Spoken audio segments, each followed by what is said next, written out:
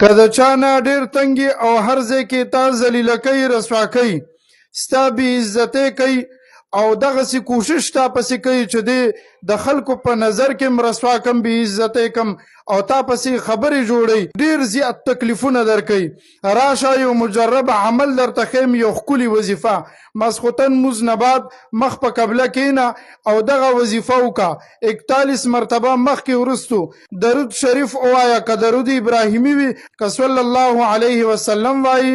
دغه ووایه 41 مرتبه مخکې وروستو او 913 مرتبه